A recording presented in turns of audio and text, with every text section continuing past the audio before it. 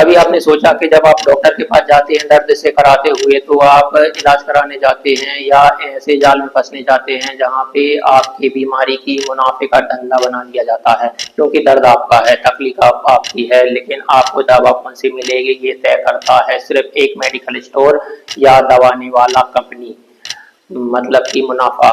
ये खबर इसलिए आज हम कर रहे हैं, मतलब कि आपकी बीमारी, आपका दर्द, आपकी जेब एक धंधा बन चुकी है जहां आप मोहरा हैं, और इस खेल का नाम है इलाज के नाम पे लूट।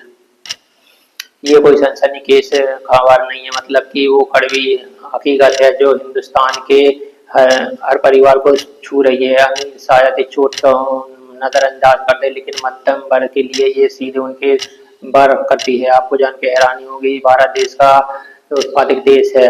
हमारे देश में सस्ती दवाएं जो हम यहाँ से अमेरिका भेजते हैं वहाँ लोग इस्तेमाल करते हैं, वहाँ ब्रांडेड दवाएं 10% इस्तेमाल होती है। हमारे देश में आपको जहाँ पे भारत में स्वास्थ्य सेवा को कोई सेवा नहीं बल्कि एक ऐसा बाजार है जहाँ पे आपकी तकलीफ को बेचा जाता है। डॉक्टर साहब का पर्चा जो आपके लिए इलाज के रास्ता होना चाहिए, वो असल में दवा का कंपनी और मेडिकल स्टोर के लिए एक चेक होता है। आपकी बीमारी पे लिखा होता वो पर्चा, मतलब कि आपकी सेहत से ज्यादा उनकी मुनाफे की गारंटी देता है। भारत में हर साल इलाज और दवाओं पर लाखों लोग खर्च कर देते हैं। उदाहरण के तौर पे, मतलब कि 2022 में स्वास्थ्य सेवाएं 12,000 करोड़ से भी ज्यादा खर्च होती है, जिनमें 42% से तो दवाओं पे खर्च होता है, यानी इलाज से ज्यादा महंगी दवाएं थी। दवा इसलिए महंगी थी, हमारी सस्ती दवाओं को और पैकिंग और मार्केटिंग का है, और ये छोटा सा फर्क आपकी जेब पे भारी पड़ता है। उदाहरण के लिए, मतलब कि बुखार की एक आम दवा जो है पैरासिटामोल है, जेरेटिक मतलब कि ये गोली जो है वो सस्ते में मिल जाएगी, लेकिन जैसे ही वही दवा क्रोसिन या डोरो के नाम से बिकेगी तो वो 10-15 की हो जाएगी। बिल्कुल एक जैसा काम है। फर्क क्यों? क्योंकि ब्रांडेड दवाओं के पीछे भारी मार्केटिंग और आकर्षक पैकेजिंग और डॉक्टर को लुभाने वाली स्कीम होती है। 2018 में एक स्टडी में खुलासा हुआ कि ब्रांडेड दवाओं को 100 से 1000 गुना तक मुनाफा वसूला जाता है। यानी कि ऐसा हो सकता है कि कोई दवा जो 8 रुपए की बिक रही हो वो 80 की मिल रही हो। सबसे दुखद बात कि आपको ये सारी बातें बताई ही नहीं जाती। डॉक्टर का पर्चा स्केल का सबसे बड़ा हथियार है। उसकी लिखावट ऐसी कि आम आदमी पढ़े नहीं और मेडिकल स्टोर को समझ जाता है, वो आपको थमाता है।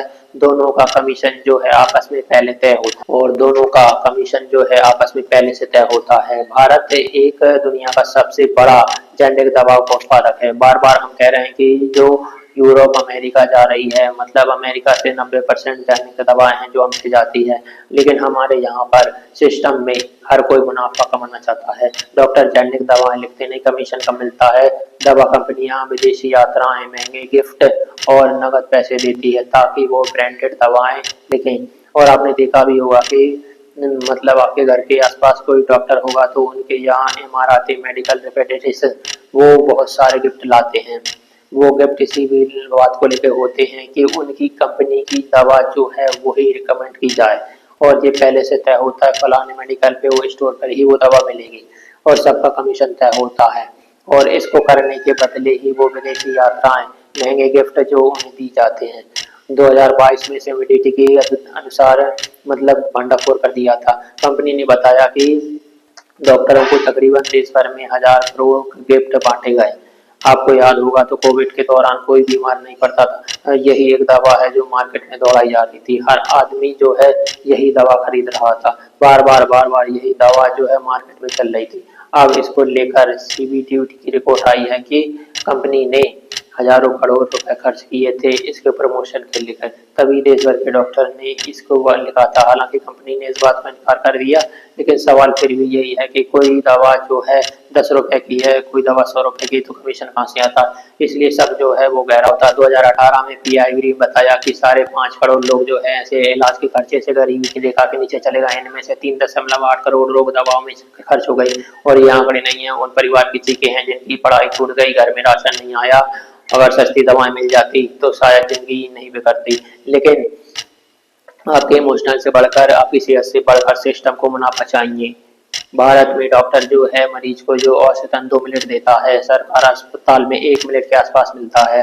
अब सवाल ये है कि 1 मिनट या 2 मिनट में क्या तकलीफ बताएंगे, क्या दर्द की गहराई बताएंगे, लेकिन पर्चा जो है तुरंत मिल जाता है। वो पर्चा जो आप नहीं पढ़ पाते, लेकिन मेडिकल स्टोर वाले को मिल जाता है, वो समझ जाता है।